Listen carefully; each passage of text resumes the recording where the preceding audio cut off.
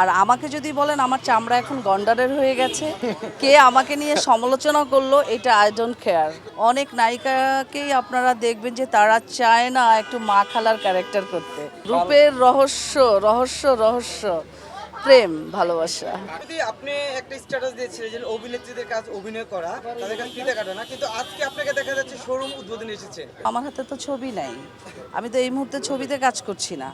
আমার হাতে যদি ছবি থাকতো দেন আমি অবশ্যই হয়তোবা ফিতা কাটতাম না, কারণ আমার কাছে আমার প্রধান লক্ষ্যই হচ্ছে মুভিতে অভিনয় করা, কারণ আমার ওইটা বেসিক, ওইটা দিয়েই আমার জন্ম। সো প্রায়োরিটি তো ওইটা আমি ওই মুভিকেই দিব। যারা সফল তাদের নিয়ে সমালোচনা হবেই, আর সমালোচনাটাকে আমি এত গায়ে মাখি না। আর আমাকে যদি বলেন আমার চামড়া এখন গন্ডারের হয়ে গেছে, কে আমাকে নিয়ে সমালোচনা করলো এটা আই ডোন্ট কেয়ার। আমি আমার নিজের গতিতে এগিয়ে যাই, দুর্বার গতিতে এগিয়ে যেয়ে আমি আমার লক্ষ্যে পৌঁছাতে চাই। এত সমালোচনার মধ্যেও বলি এত কিছু করছে, এত কিছু সব অডিয়েন্স তো গ্রহণ করছে, তারা যেহেতু অ্যাকসেপ্ট করছে আমি কেন করব না। প্রত্যেকটা অভিনেত্রীরই একটি সাইড বিজনেস কিংবা যে কোনো কিছুতে জড়িত হওয়া উচিত, কারণ একটি অভিনেত্রীর একটি সময়সীমা, নির্দিষ্ট সময়সীমা থাকে তার চলচ্চিত্রে অভিনয় করার।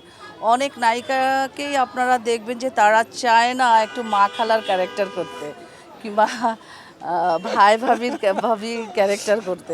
তো আমি নিজেই পার্সোনালি যেহেতু চাই না, সো যখন আমার ছবির হাতের সংখ্যা কমে গেছে কিংবা নেক্সটেও কারোর হাতে ছবির সংখ্যা কমে যাবে, অবশ্যই তাকে একটি সাইড বিজনেস গ্রহণ করতে হবে। আমিও হতে চাই না আমি মা খালা ভাবি। আপনি তো শাকিব খানের নায়িকা ছিলেন, এখন যদি শাকিব খানের বোনের চরিত্রে অভিনয় বলে, না না না, করব না। কেন? না বন্টন, 16 বছর নিয়ে আমি প্রশ্ন 113টা মুভি করেছি নায়িকা চরিত্রে, আমি বন্টন করব না ভাইয়া। ভাবির চরিত্রে অফার পেয়েছেন কিনা এরকম যে এরকম অফার কেন জানি কেউ আমাকে দেয়ই নাই, কারণ ওরা সাহসই পায় নাই। সোহান এখন প্রচুর অফার আমার কাছে আসতেছে, যেটা হচ্ছে ওপেনিং, শ্যুট, হ্যাঁ আদার্স। সো আমি বেছে বেছে কাজ করব।